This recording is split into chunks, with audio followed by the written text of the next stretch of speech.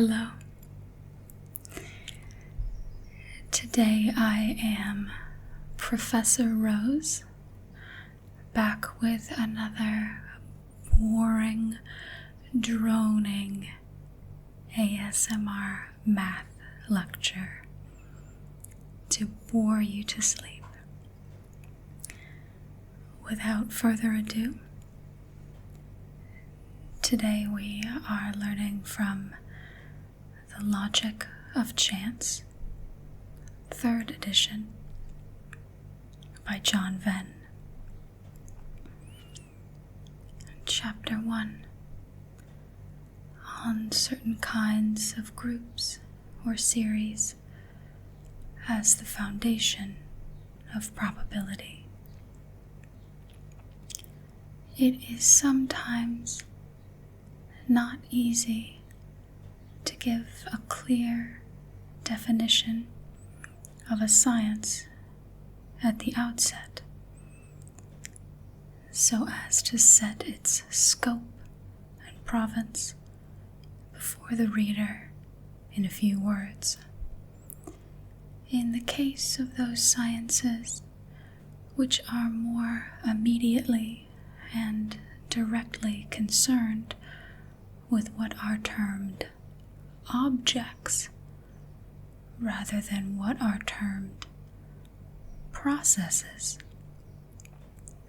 this difficulty is not indeed so serious. If the reader is already familiar with objects, a simple reference to them will give him a tolerably accurate idea of the direction and nature of his studies.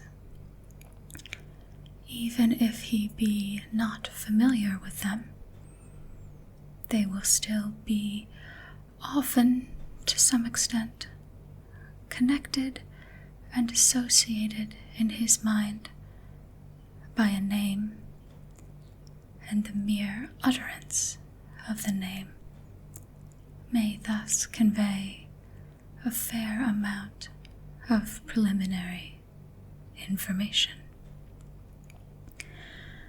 This is more or less the case with many of the natural sciences. We can often tell the reader beforehand exactly what he is going to study. But when a science is concerned, not so much with objects directly as with processes and laws, or when it takes for the subject of its inquiry some comparatively obscure feature drawn from phenomena which have little or nothing else in common, the difficulty of giving preliminary information becomes greater. Recognized classes of objects, then, have to be regarded and even broken up until an entirely novel arrangement of the objects to be made.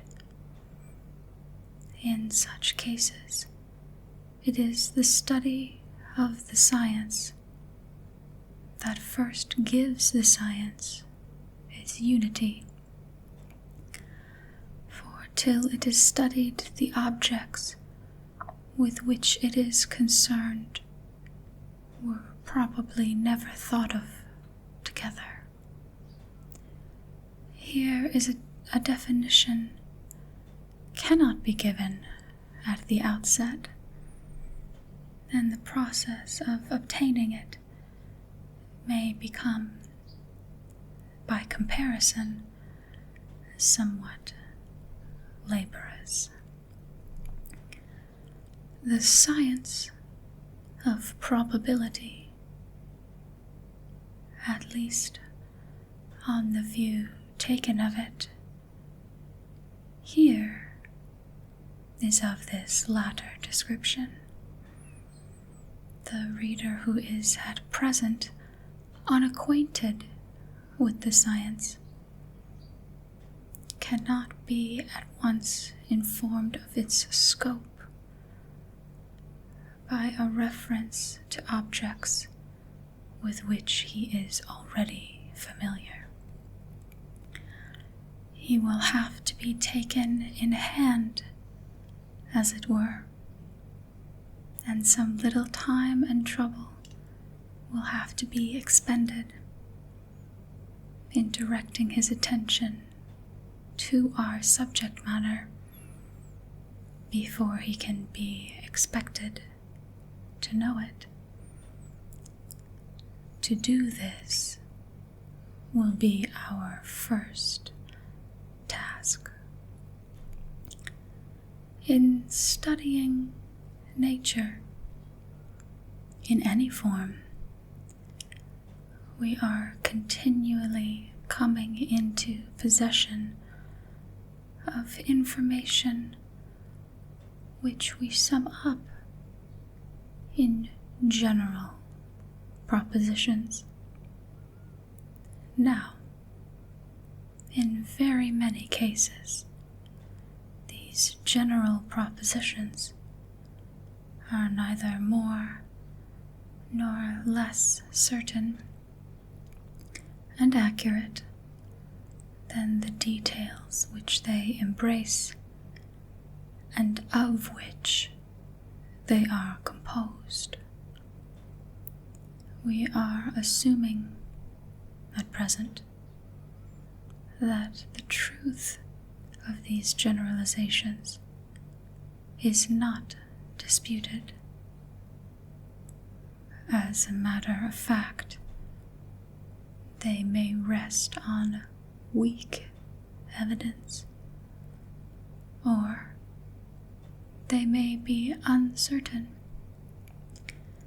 from their being widely extended by induction. What is meant is that when we resolve them into their component parts, we have precisely the same assurance of truth of the details as we have of that of the whole. When I know, for instance, that all cows ruminate, I feel just as certain that any particular cow or cows ruminate as that the whole class does. I may be right or wrong in my original statement, and I may have obtained it by any conceivable mode in which truths can be obtained. But whatever the value of the general proposition may be, that of the particulars is neither greater nor less. The process of inferring the particular from the general is not accompanied by the slightest diminution of certainty. If one of these immediate inferences is justified at all, it will be equally right in every case. But it is by no means necessary that this characteristic should exist in all cases. There is a class of immediate inferences, almost unrecognized indeed by logic, but constantly drawn in practice, of which the characteristic is that as they increase in particularity, they diminish in certainty. Let me assume that I am told that some cows ruminate. I cannot infer logically from this that any particular cow does so, though I should feel some way removed from absolute disbelief,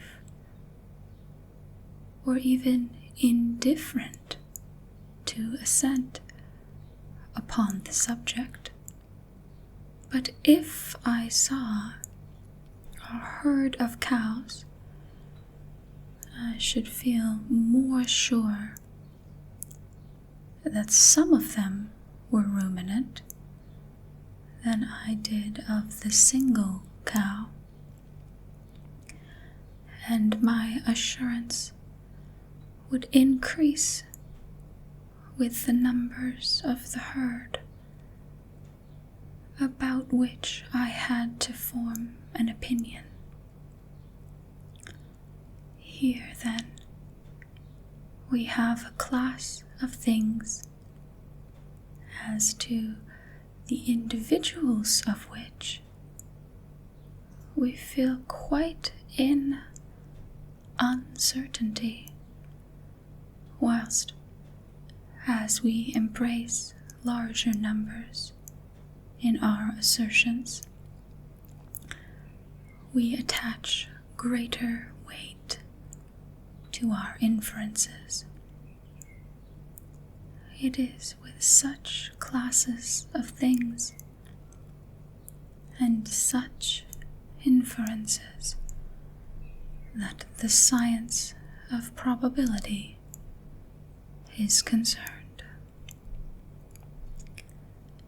In the foregoing remarks, which are intended to be purely preliminary, we have not been able altogether to avoid some reference to a subjective element, viz. The degree of our certainty or belief about the things which we are supposed to contemplate.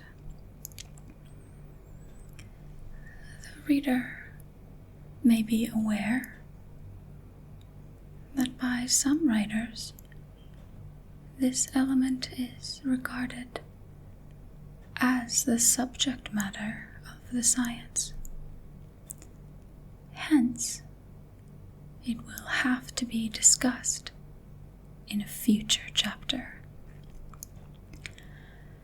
As, however, I do not agree with the opinion of the writers just mentioned, at least as regards treating this element as one of primary importance, no further allusion will be made to it here, but we will pass on at once to a more minute investigation of that distinctive characteristic of certain classes of things which was introduced to notice in the last section. in these classes of things, which are those with which probability is concerned, the fundamental conception which the reader has to fix in his mind as clearly as possible is, I take it, that of a series. But it is a series of a peculiar kind, one of which no better compendious description can be given than that which is contained in the statement that it combines individual irregularity with aggregate regularity. This is a statement which will probably need some explanation. Let us recur to an example of the kind already alluded to, selecting one which shall be in accordance with experience. Some children will not live to 30. Now, if this proposition is to be regarded as a purely indefinite, or as it would be termed in logic, particular proposition, no doubt the notion of a series does not obviously present itself in connection with it. It contains a statement about a certain unknown proportion of the whole, and that is all. But it is not with these purely indefinite propositions that we shall be concerned. Let us suppose the statement, on the contrary, to be of a numerical character, and to refer to a given proposition of the whole, and we shall then find it difficult to exclude the notion of a series. We shall find it, I think, impossible to do so as soon as we set before us the aim of obtaining accurate, or even moderately correct, inferences. What, for instance, is the meaning of the statement that 2 newborn children in 3 fail to attain the age of 63? It certainly does not declare that in any given batch of, say, 30, we shall find just 20 that fail. Whatever might be the strict meaning of the words, this is not the import of such the statement. It rather contemplates our examination of a large number a long succession of instances, and states that in such a succession we shall find a numerical proportion, not indeed fixed and accurate at first, but which tends in the long run to become so. In every kind of example with which we shall be concerned,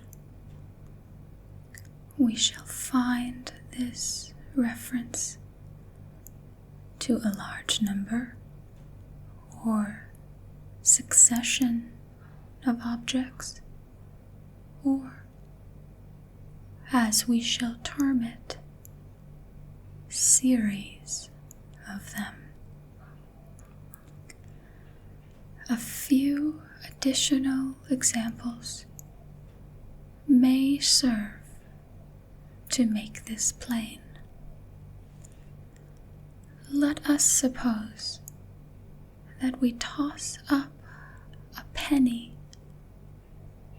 a great many times.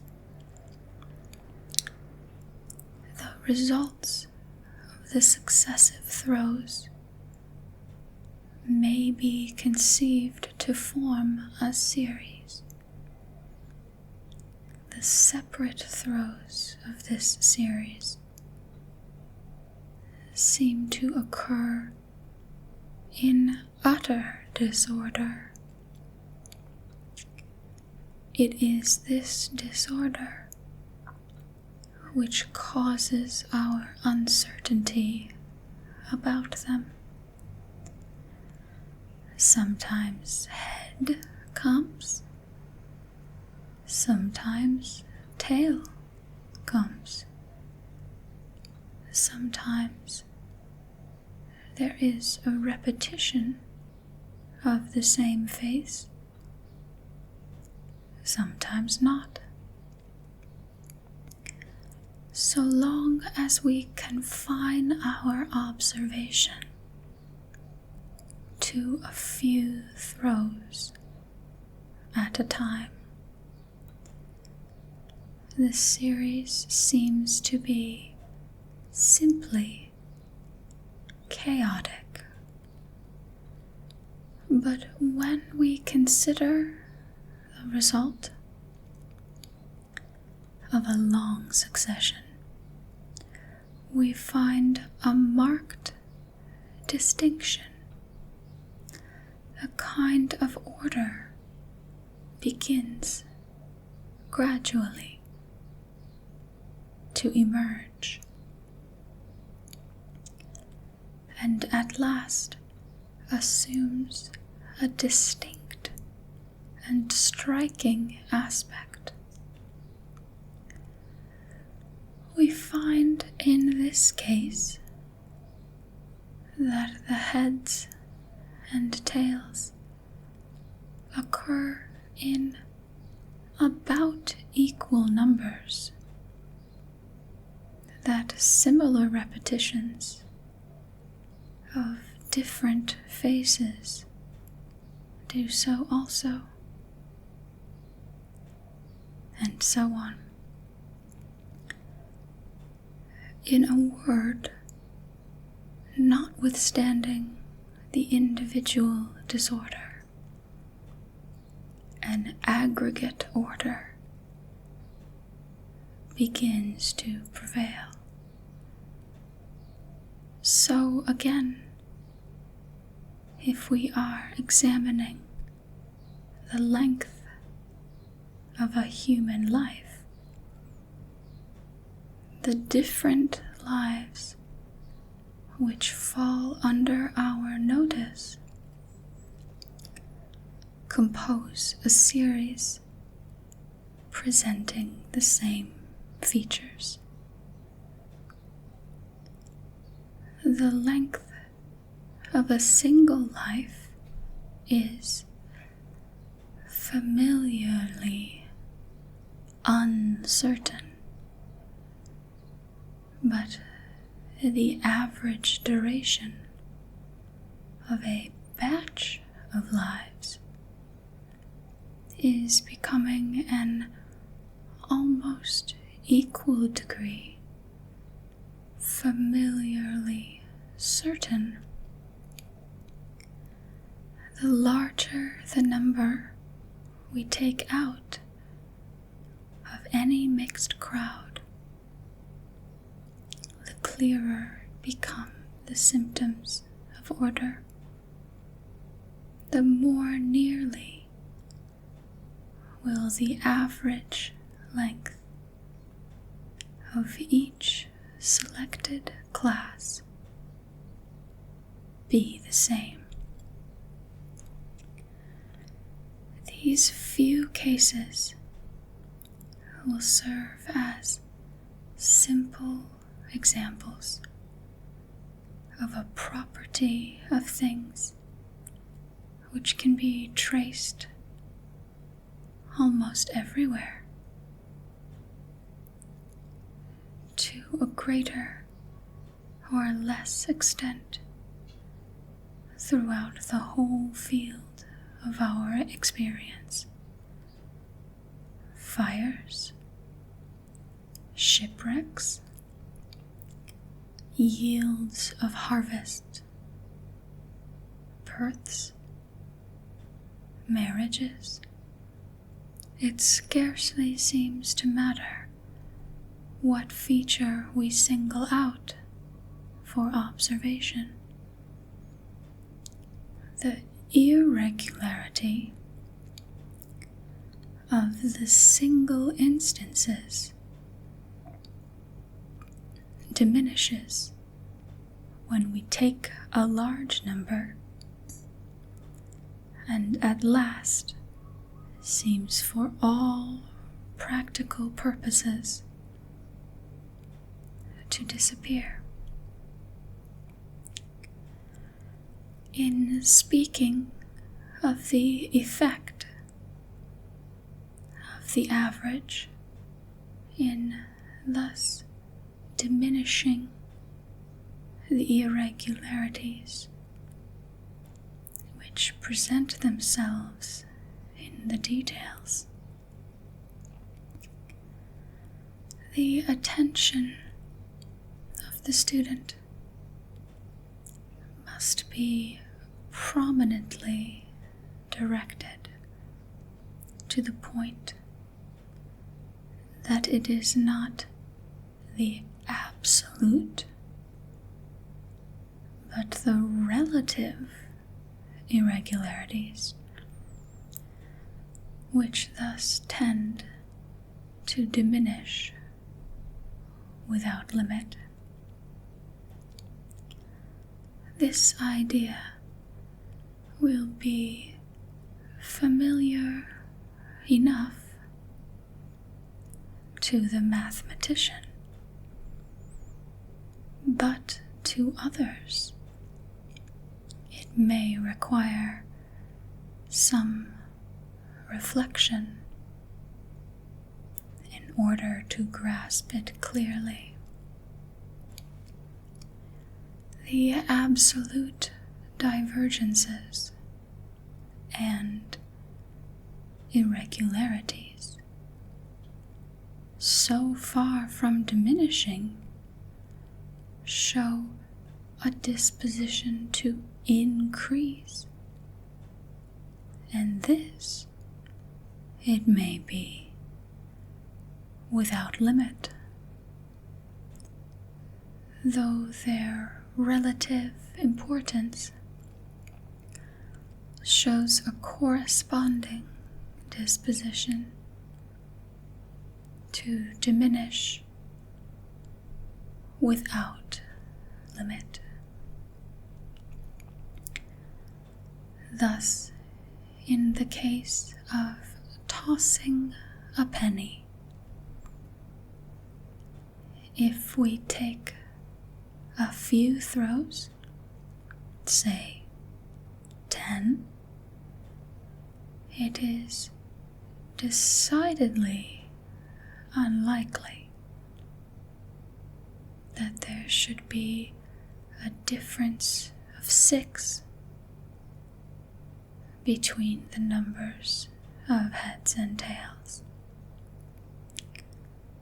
That is, that there should be as many as 8 heads, and therefore as few as 2 tails, or vice versa. But take 1,000 throws, and it becomes, in turn, exceedingly likely that there should be as much as, or more than, a difference of 6 between the respective numbers. On the other hand, the proportion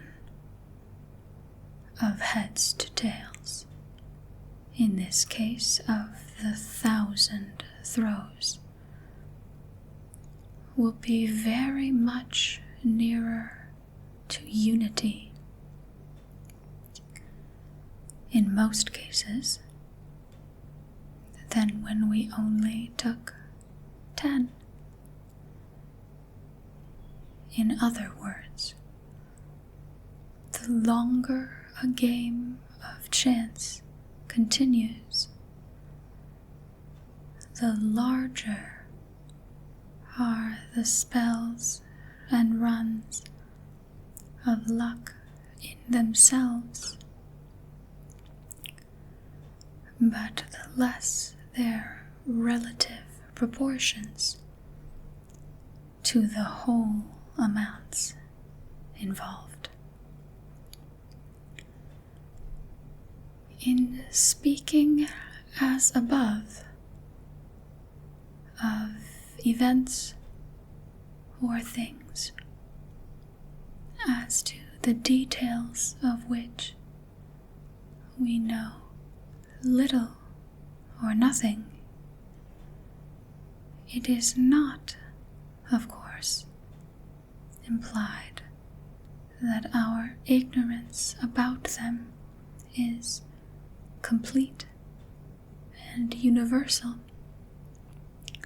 or, what comes to the same thing, that irregularity may be observed in all their quantities. All that is meant is that there are some qualities or marks in them,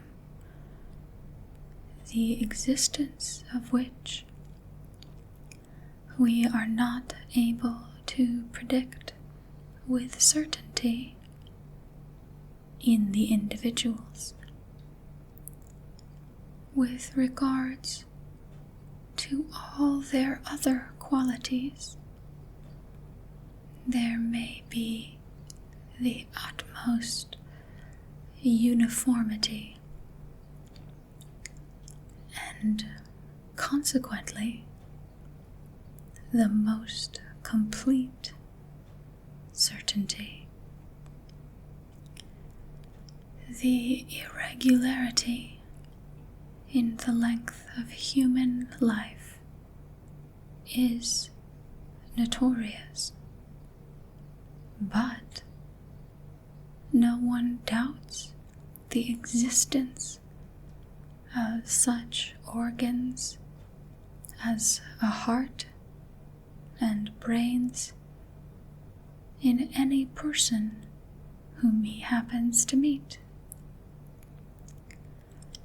And even in the qualities in which the irregularity is observed, there are often, indeed generally, positive limits within which it will be found to be confined. No person, for instance, can calculate what may be the length of any particular life, but we feel perfectly certain that it will not stretch out to 150 years. The irregularity of the individual instances is only shown in certain respects, as, e.g., the length of the life, and even in these respects, it has limits. The same remark will apply to most of the other examples with which we shall be concerned. The disorder, in fact, is not universal and unlimited. It only prevails in certain directions and up to certain points. In speaking, as above, of a series, it will hardly be necessary to point out that we do not imply that the objects themselves which compose the series must occur successively in time. The series may be formed simply by their coming in succession under our notice, which, as a matter of fact, they may do in any order whatever. A register of mortality, for instance, may be made up of deaths which took place simultaneously or successively, or we might, if we pleased, arrange them in an order quite distinct from either of these. This is entirely a matter of indifference. In all these cases, the series, for any purposes which we need take into account, may be regarded as being of precisely the same description. The objects, be it remembered, are given to us in nature. The order which we view them is our own private arrangement. This is mentioned here simply by way of caution. The meaning of this assertion will become more plain in the sequel. I am aware that the word series in the application with which it is used here is liable to some misconstruction. But I cannot find any better word, or indeed any as suitable in all respects. As remarked above, the events need not necessarily have occurred in a regular sequence of time,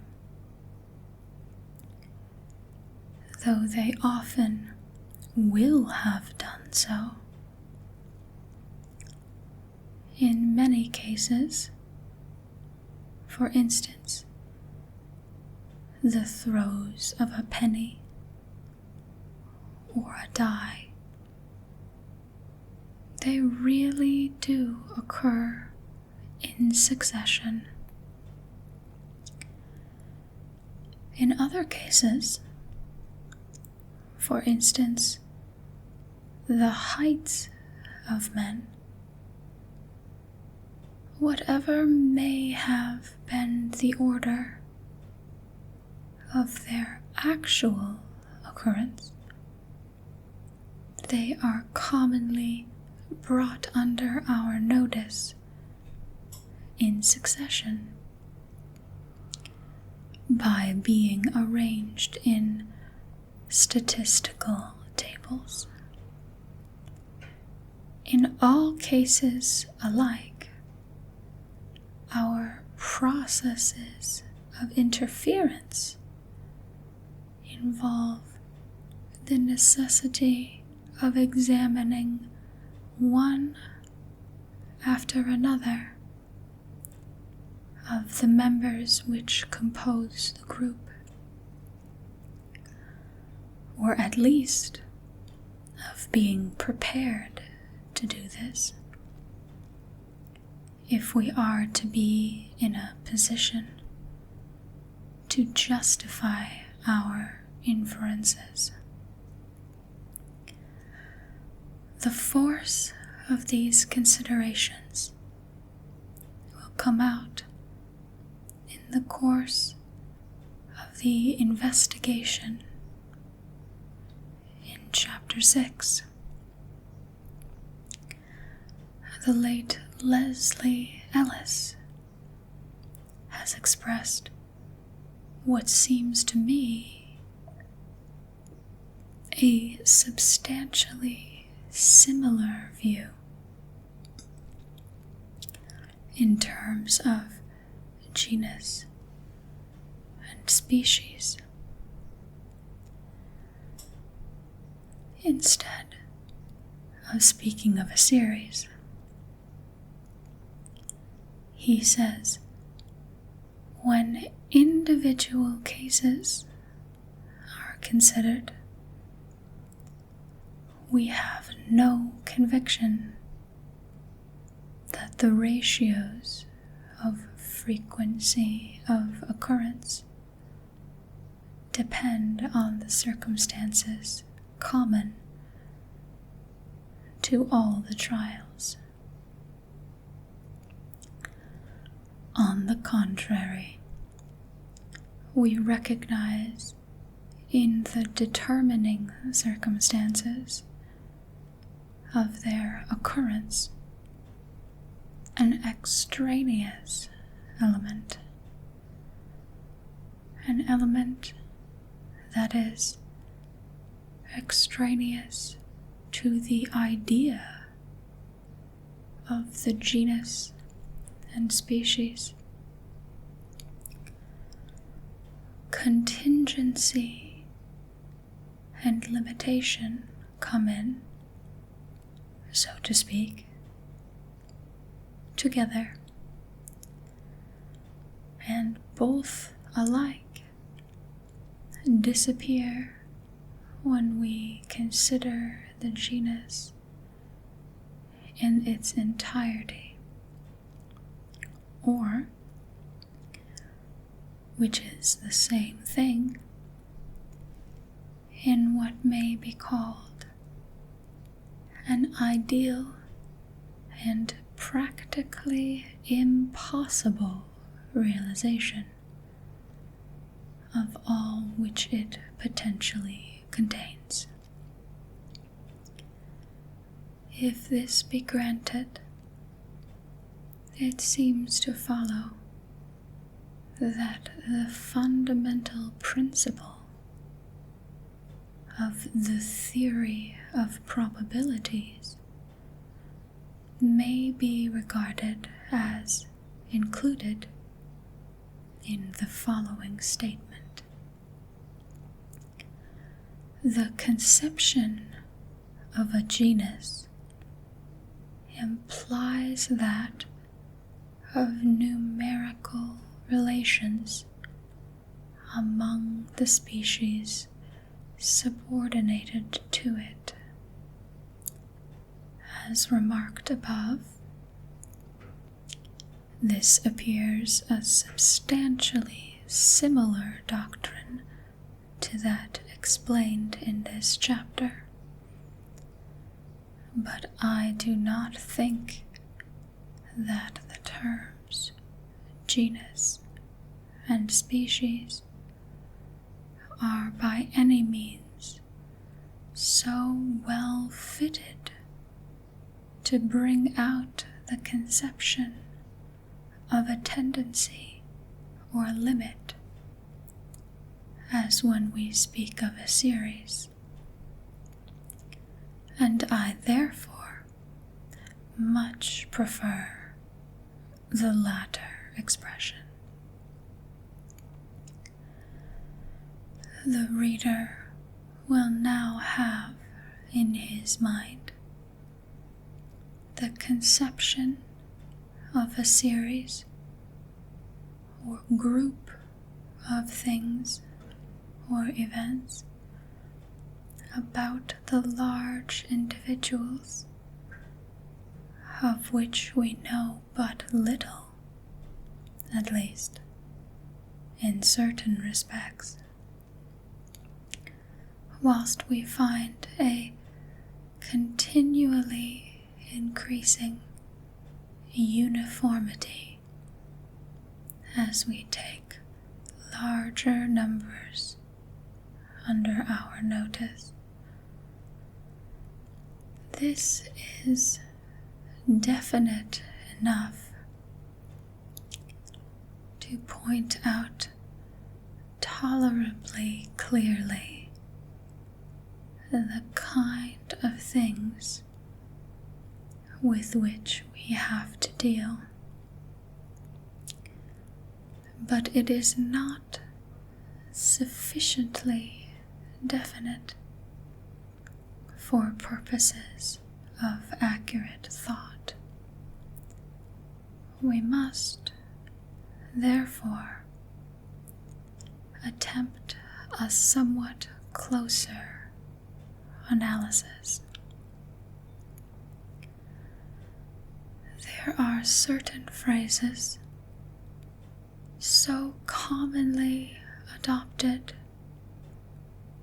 to have become part of the technical vocabulary of the subject, such as an event and the way in which it can happen.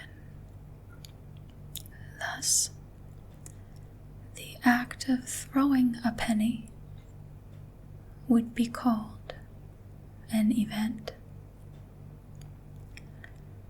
and the fact of its giving head or tail would be called the way in which the event happened. If we were discussing tables of mortality, the former would denote the mere fact of death, the latter, the age in which it occurred, or the way in which it was brought about, or whatever else in it might be the particular circumstance under discussion. This phraseology is very convenient and will often be made use of in this work, but without explanation, it may lead to confusion. For in many cases, the way in which the event happens is of such great relative importance that according as it happens in one way or another, the event would have a different name. In other words, it would not, in the two cases, be nominally the same event. The phrase, therefore, will have to be considerably stretched before it will conveniently cover all the cases to which we may have to apply it. If, for instance, we were contemplating a series of human beings, it would sound odd to call their humanity an event, and to call their gender the way in which the event happened. If we recur, however, to any of the classes of objects already referred to, we may see our path towards obtaining a more accurate conception of what we want. It will easily be seen that in every one of them there is a mixture of similarity and dissimilarity. There is a series of events which have a certain number of features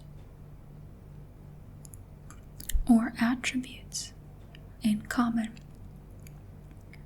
Without this, they would not be classed together.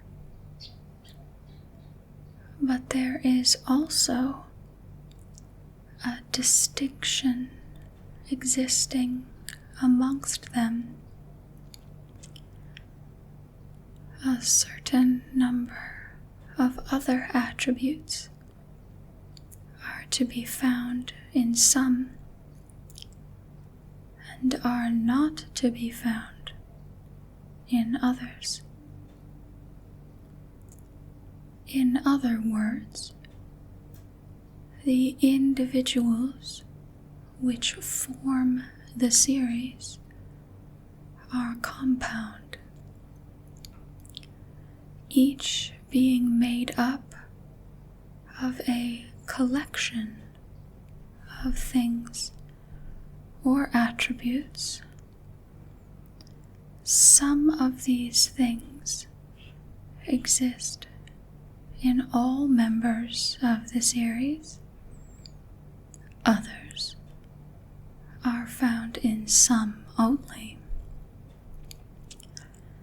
So far, there is nothing peculiar to the science of probability, that in which the distinctive characteristics consists is this, that the occasional attributes, as distinguished from the permanent, are found on an extended examination to tend to exist in a certain definite proportion of the whole number of cases. We cannot tell in any given instance whether they will be found or not. But as we go on examining more cases, we find a growing uniformity. We find that the proportion of instances in which they are found to instances in which they are wanting is gradually subject to less and less comparative variation, and approaches continually towards some apparently fixed value. This is the most comprehensive form of description. As a matter of fact, the groups will, in many cases, take a far simpler form. They may appear, e.g., simply as a succession of things of the same kind, say, human beings, with or without an occasional attribute. Say that of being left-handed. We are using the word attribute, of course, in its widest sense, intending to include every distinctive feature that can be observed in a thing, from essential qualities down to the merest accidents of time and place. On examining our series, therefore, we shall find that it may be best conceived not necessarily as a succession of events happening in different ways, but as a succession of groups of things. These groups, on being analyzed, are found in every case to be resolvable into collections of substances and attributes. That which gives its unity to the succession of the groups is, in fact, of some of these substances or attributes being common to the whole succession. That which gives their distinction to the groups is the succession of the fact of some of them containing only a portion of these substances and attributes, and other portion or portions being occasionally absent. So, understood, our phraseology may be made to embrace every class of things of which probability can take account. It will be easily seen that the ordinary expression, viz. The event and the way in which it happens, may be included in the above. When the occasional attributes are unimportant, the permanent ones are sufficient to fix and appropriate the name, the presence or absence of others being simply denoted by some modification of the name, or the addition of some predicate.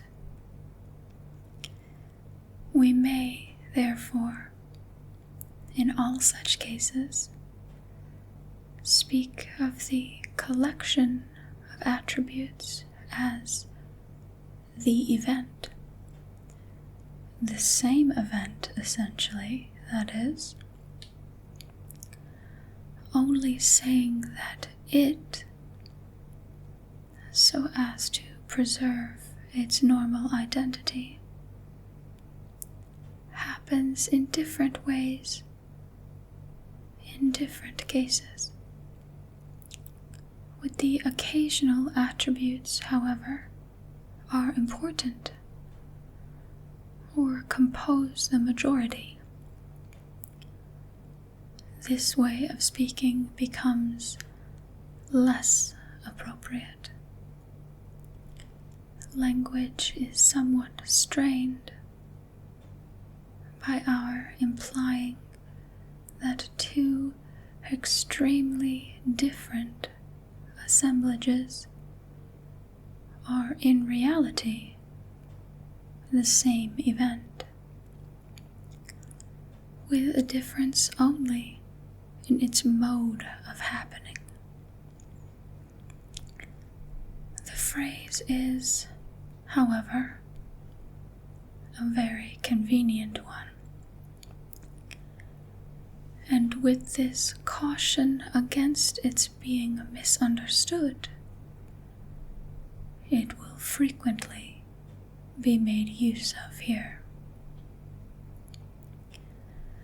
A series of the above-mentioned kind is, I apprehend, the ultimate basis upon which all the rules of probability must be based. It is essential to a clear comprehension of the subject to have carried our analysis up to this point. But any attempt at further analysis into the intimate nature of the events composing the series is not required. It is altogether unnecessary, for instance, to form any opinion upon the questions discussed in metaphysics as to the independent existence of substances. We have discovered, on examination, a series composed of groups of substances and attributes, or of attributes alone. At such a series, we stop and thence investigate our rules of interference into what these substances or attributes would themselves be ultimately analyzed if taken in hand by the psychologist or metaphysician is no business of ours to inquire here. The stage, then, which we have now reached is that of having discovered a quantity of things they prove on analysis to be groups of things which are capable of being classified together and are best regarded as constituting a series. The distinctive peculiarity of this series is our finding it in an order, gradually emerging out of disorder and showing in time a marked and unmistakable uniformity. The impression which may possibly be derived from the description of such a series, and which the reader will probably already entertain if he have studied probability before, is that the gradual evolution of this order is indefinite, and its approach, therefore, to perfection unlimited. And many of the examples commonly selected certainly tend to confirm such an impression. But in reference to the theory of the subject it is, I am convinced an error, and one liable to lead to much confusion. The lines which have been prefixed as a motto to this work,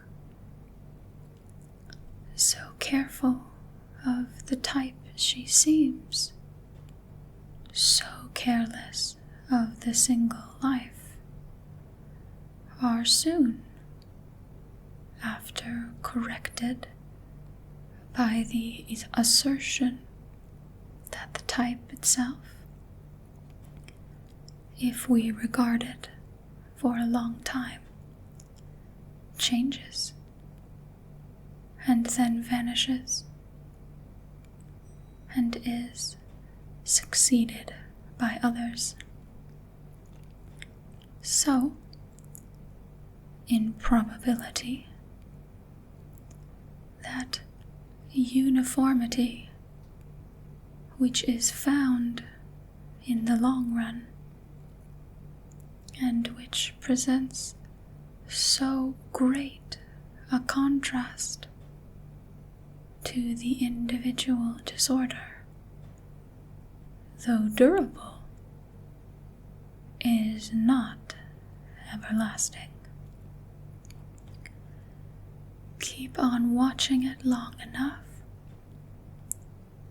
and it will be found almost invariably to fluctuate, and in time it may prove as utterly irreducible to rule and therefore as incapable of prediction as the individual cases themselves. The full bearing of this fact upon the theory of the subject and upon certain common modes of calculation connected with it will appear more fully in some of the following chapters. At present, we will confine ourselves to very briefly establishing and illustrating it. Let us take, for example, the average duration of life. This, provided our data are sufficiently extensive, is known to be tolerably regular and uniform. This fact has already been indicated in the preceding sections, and is a truth indeed, of which the popular mind has a tolerably clear grasp at the present day. But a very little consideration will show that there may be a superior as well as an inferior limit to the extent within which this uniformity can be observed. In other words, whilst we may fall into error by taking too few instances, we may also fail in our aim, though in a very different way, and from quite different reasons, by taking too many. At the present time, the average duration of life in England may be, say, 40 years. But a century ago, it was decidedly less. Several centuries ago, it was presumably very much less. Whilst, if we possessed statistics referring to a still earlier population of the country, we should probably find that there has been, since that time, a still more marked improvement. What may be the future tendency, no man can say for certain.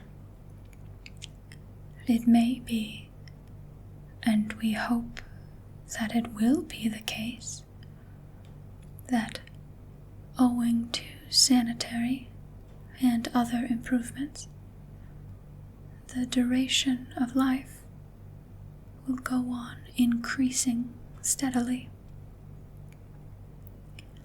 It is at least conceivable, though doubtless incredible, that it should do so without limit. On the other hand,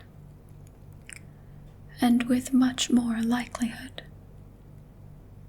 this duration may gradually tend toward some fixed length. Or again, it is perfectly possible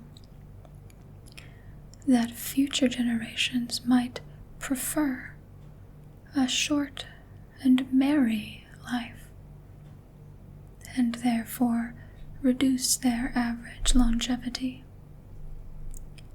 The duration of life cannot but depend, to some extent, on the general tastes, habits, and employments of the people.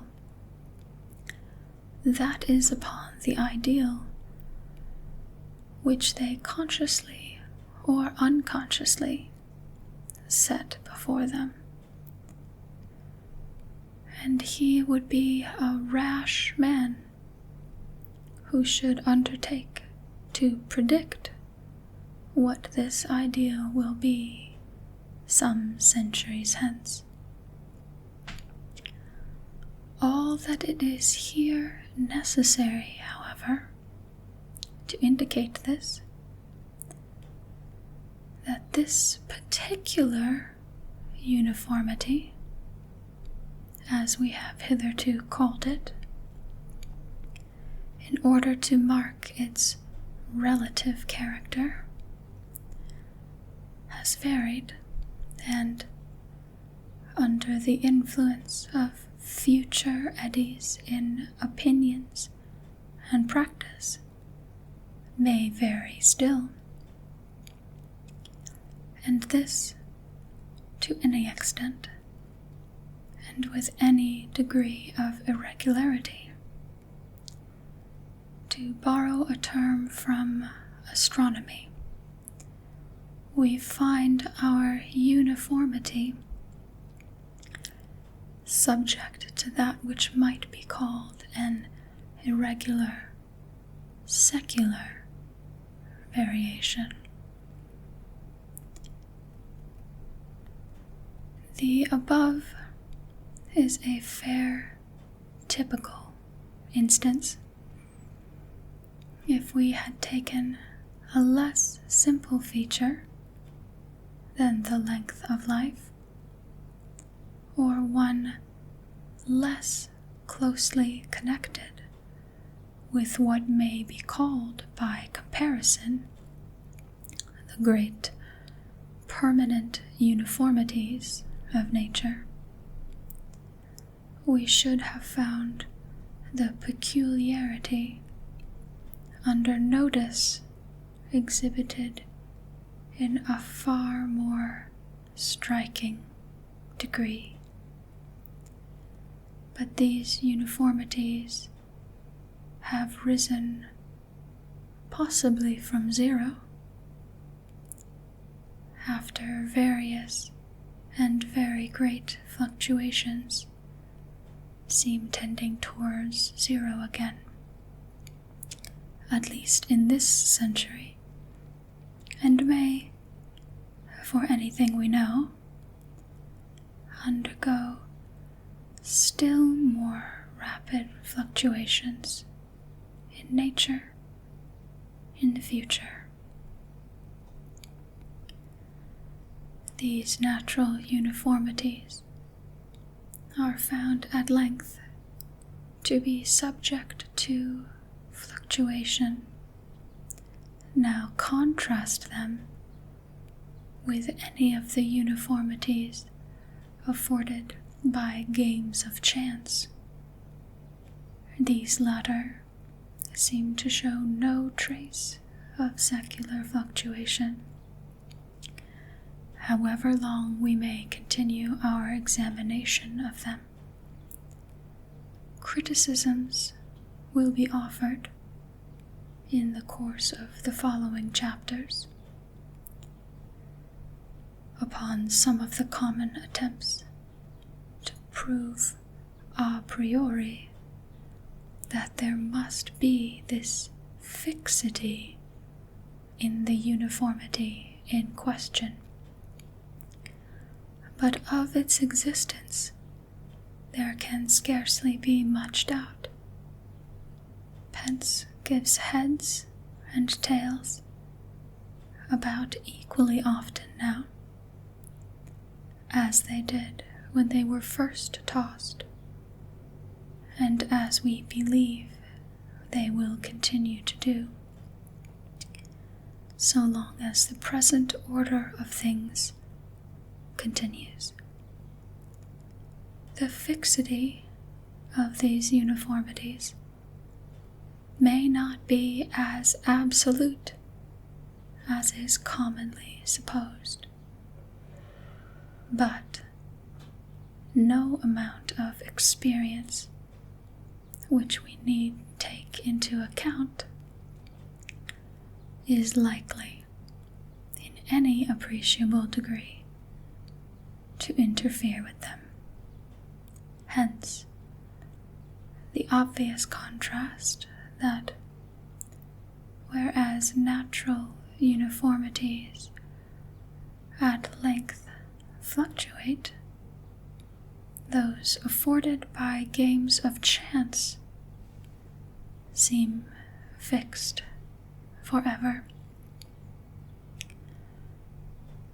This concludes our probability lecture for today.